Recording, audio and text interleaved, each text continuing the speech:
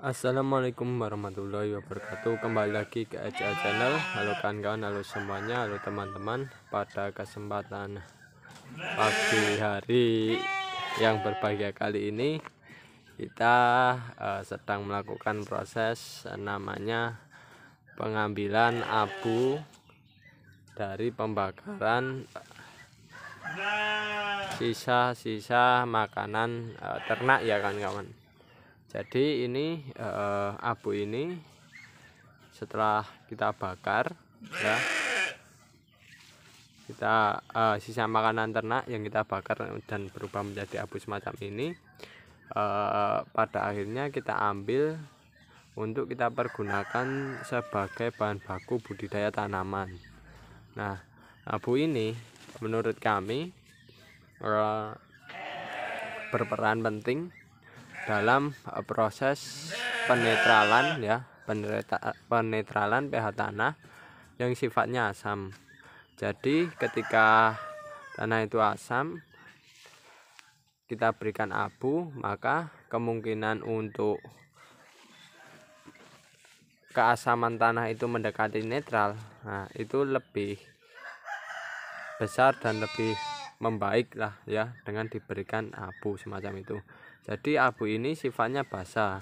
Nah, jika sifat basa ini bertemu sifat asam, nanti ketemunya adalah pH-nya, yaitu berada angka pH yang netral semacam itu. Nah, abu ini kita bakar ya, kita pergunakan, kita bakar dan kita pergunakan nanti saat pada pengolahan lahan. Pada pengolahan lahan itu sendiri nantinya kita tabur bersamaan dengan penaburan pupuk kandang kan kawan, semacam itu. Itu kita tabur pupuk kandangnya terlebih dahulu, baru kita tabur abunya. Nah, semacam itu. Dan ini proses pembuatan abu semacam ini kan kawan, itu biasanya kami membakarnya di waktu sore hari, dan nantinya keesokan harinya sudah siap kita ambil ya kan kawan. Yang terpenting kondisi abu ini tidak panas atau tidak hidup ya, tidak terdapat api yang berada pada abu tersebut macam itu. Nah, karena kondisi semacam itulah nantinya abu semacam ini sangat bagus sekali ya buat tanaman-tanaman yang kita budidayakan. Jadi pH-nya bisa berada pada kondisi yang netral. Dan ketika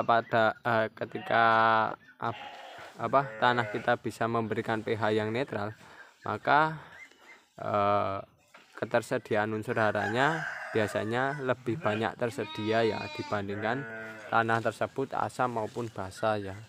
Itu nanti biasanya ada beberapa unsur hara yang terikat jika tanamnya terlalu asam maupun terlalu basa. Sedangkan kalau kondisinya netral, itu biasanya unsur haranya itu lebih lengkap, lebih kompleks dan lebih tersedia.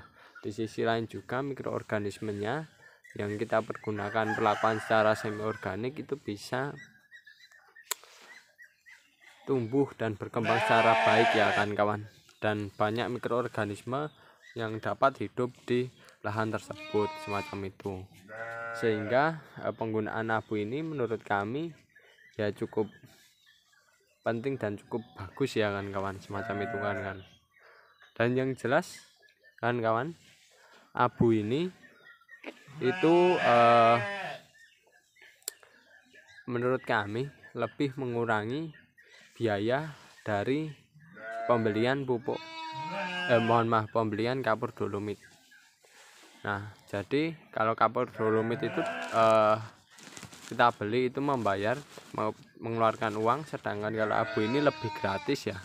Di sisi lain juga abu ini lebih, menurut kami lebih ramah lingkungan dibandingkan dengan menggunakan kapur dolomit. Karena kalau kapur dolomit itu biasanya diperoleh dari hasil bekas tambang ya kan, dari hasil penambangan kapur Nah, itu biasanya kapur-kapur yang tidak terlalu berguna sekali digunakan untuk kapur dolomit. Bahkan kapur itu juga yaitu kan merupakan hasil dari penambangan, sehingga nantinya kalau kita terlalu sering menggunakan kapur dolomit ya, semisal pada keadaan kondisi yang tidak memerlukan tapi kita menggunakan kapur dolomit, itu lama kelamaan banyak pegunungan kapur yang diambil kapurnya untuk dipergunakan sebagai bahan dalam pertanian maupun yang lainnya kan semacam itu, sehingga lebih merusak alam ya kan kawan, semacam itu. Dan ya kan dalam pengambilan abu ini kami saranin kawan menggunakan masker karena partikelnya kondisi partikelnya itu terlalu kecil ya. Terkadang kalau yang tidak kuat nanti bisa mengakibatkan sesak nafas semacam itu dan kurang bagus di dalam tubuh kita semacam itu kan kawan. Dan tidak hanya abu saja yang di sini kita panen, di sini juga ada arang ya. Arang ya, nah kalian bisa lihat, nah arang kayak gini. Nah arang kayak gini itu nantinya juga bagus sekali untuk tanah kita dalam memperbaiki sifat fisik tanah, dan juga bagus untuk dipergunakan dalam proses sebagai rumah tempat tinggal si mikroorganisme kita kan kawan, semacam itu. Dan ini biasanya tercampur juga ya, ada yang jadi abu, ada juga yang jadi arang kan kawan, ketika proses pembuatan semacam ini. Dan ini cukup kita kumpulkan, nanti kita tabur layaknya penggunaan kapur dolomit macam itu. Dan ini selalu kita produksi ya ketika kita membutuhkan, tapi kalau tidak membutuhkan ya kita tidak produksi kan macam itu. Jadi kita hanya lakukan ini saat kita membutuhkan, kalau tidak saat kondisi limbah kandang yang berada di sana itu sudah terlalu banyak dan menumpuk terlalu banyak, nah, itu kita pergunakan sebagai bahan pengganti kapur dolomit. Dan ini saya menggunakan abu yang biayanya cukup murah dan mudah dalam proses pembuatannya. Dan itu alangkah baiknya kan lakukan dengan menggunakan limbah-limbah dari bahan-bahan organik ya kan semacam itu. Dan limbahnya pastikan limbah yang sudah tidak bisa digunakan lagi kan kawan, semacam itu. Dan istilahnya manfaatnya kecil lah ya. Nah itu bisa kan ubah menjadi sebuah abu semacam ini.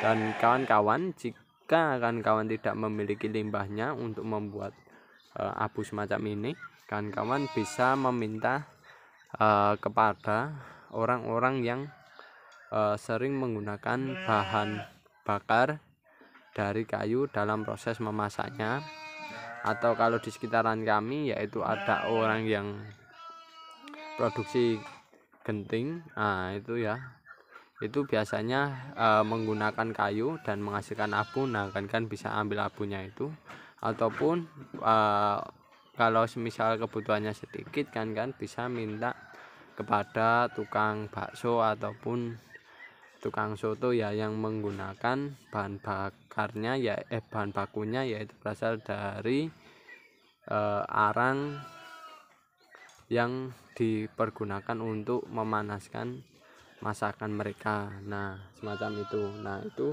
baiknya kawan-kawan jika ada warung-warung semacam itu kan bisa minta abunya ya kan kawan, semacam itu. Nah